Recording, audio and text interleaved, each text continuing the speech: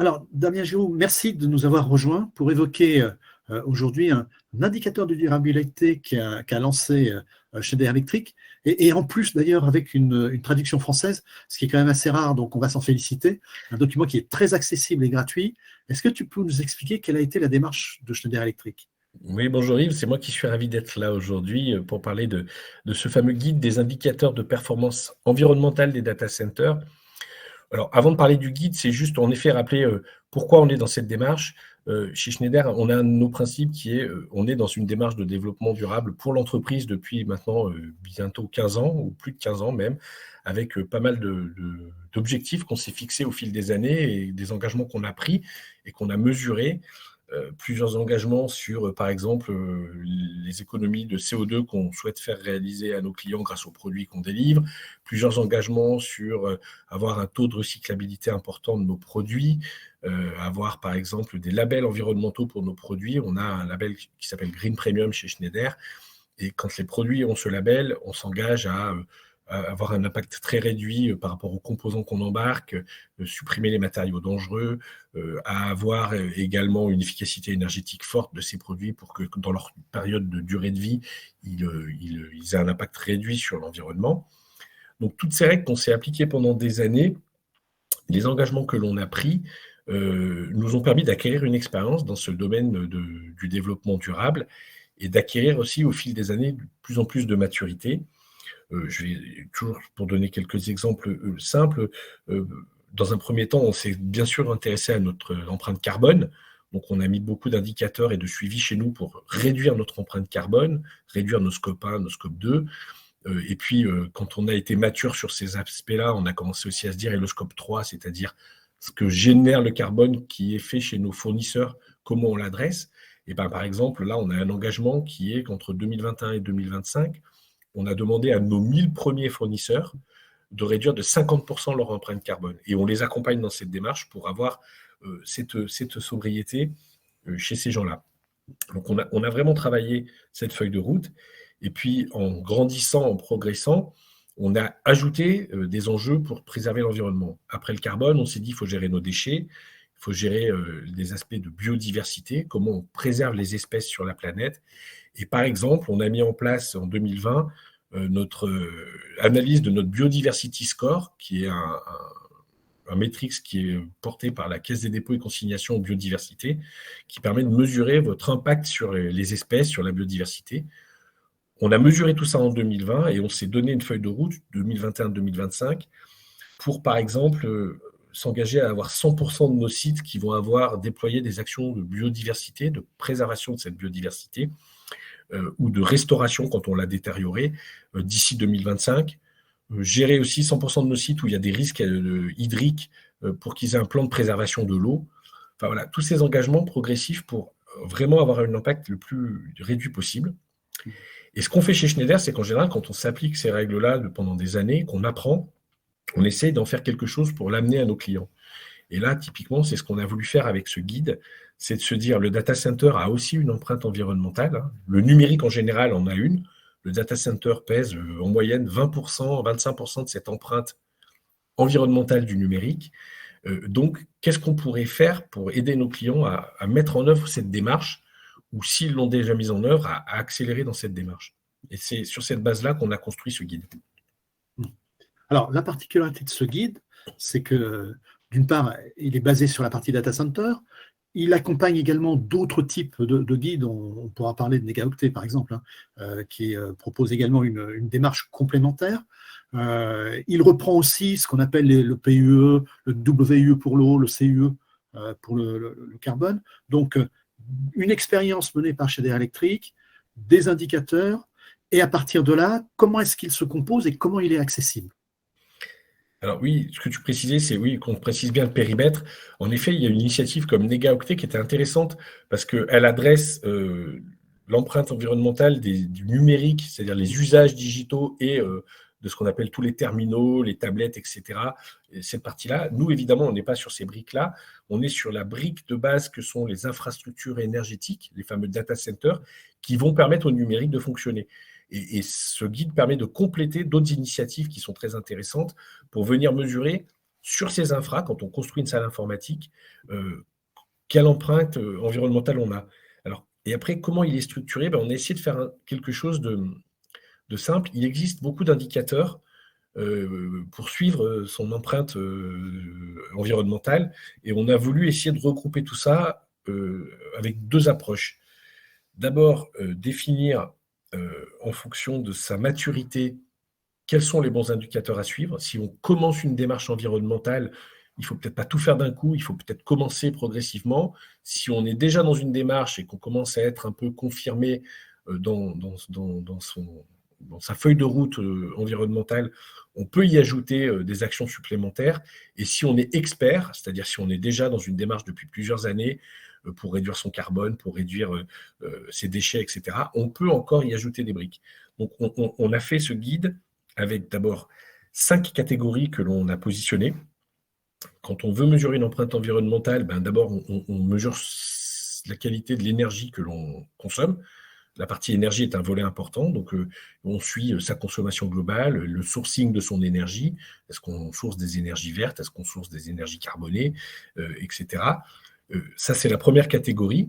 Et dans cette catégorie, on va retrouver des métriques, et c'est là où on va nous donner des indicateurs de métriques qu'il faut suivre pour bien piloter son empreinte environnementale. La deuxième catégorie, c'est tout ce qui concerne les gaz à effet de serre, mesurer finalement l'empreinte carbone de notre activité. Et là, on va bien sûr suivre des métriques qui sont plutôt des tonnes de CO2 consommées ou pas, qui sont des métriques, tu parlais du carbone usage effectiveness, qui permettent de ramener le CO2 que l'on génère avec l'activité informatique que l'on produit réellement dans son data center. Donc, toute une série donc, de métriques autour des gaz à effet de serre, ça c'est la deuxième catégorie. La troisième catégorie ensuite, c'est la gestion de l'eau. On sait que les data centers sont pointés du doigt souvent parce que ça consomme de l'eau. On en consomme à la fois dans les systèmes de refroidissement sur certaines solutions, et puis on en consomme aussi dans la production d'électricité. Quand on produit de l'énergie de manière indirecte, produire de l'énergie parfois consomme 10 fois plus d'eau, je crois, que l'eau consommée par le data center pour son refroidissement. Donc l'eau est un métrique que l'on va suivre. Et là, on va y retrouver le WUE, par exemple, qui a un métrique. On va mesurer aussi des mètres cubes d'eau, mais le WUE qui permet de ramener ça à la production informatique, encore une fois, c'est la troisième catégorie. La quatrième, c'est les déchets, la gestion des déchets. Un data center, ça génère des déchets directs et indirects. Indirects dans la chaîne de logistique, par exemple, chez ses fournisseurs ou chez ses clients. Direct avec ce que produit le data center en termes de déchets à proprement parler.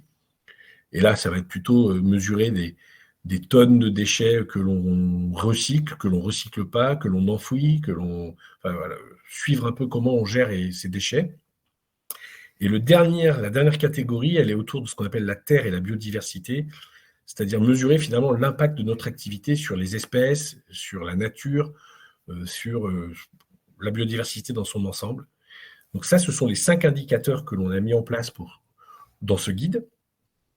Évidemment, sur ces indicateurs, on ne va pas engager de la même manière si l'on est débutant ou si l'on est confirmé. On ne va pas tout faire d'un coup, ce que je disais tout à l'heure. Et puis, dans ces 5 indicateurs, ces 5 catégories, on a défini 23 indicateurs qui sont rangés dans chacune des catégories. J'en ai déjà cité quelques-uns, le PUE, le CUE, le WUE. Il y en a toute une série, mais ça, j'invite les gens intéressés à télécharger le guide et à aller voir les différents indicateurs. Mais parmi ces 23 indicateurs, même chose, on ne va pas tous les engager en fonction de sa maturité. Par contre, même quand on est débutant, on a défini dans ce guide qu'il faut au minimum suivre 11 de ces 23 indicateurs pour avoir une démarche structurée et organisée sur la partie environnementale. Il existe déjà un certain nombre d'indicateurs. On a cité le PUE, on peut citer aussi le Code of Conduct. Il y a un certain nombre de choses comme ça qui sont soit des normes, soit des référentiels. On pourrait dire, vient avec un nouvel indicateur. C'est pas aussi simple. C'est plutôt une complémentarité que vous avez jouée, puisque vous avez tendance d'ailleurs à intégrer des indicateurs existants. On parle du PE, du WE, etc. Quels sont les objectifs et qu'est-ce que ça va apporter aux utilisateurs au final? Alors, qu'on soit clair, on n'a pas réinventé de nouveaux indicateurs, on a fait une synthèse des indicateurs utiles qui nous paraissent utiles pour mesurer son impact dans le data center. et la manière de les engager par rapport à sa maturité.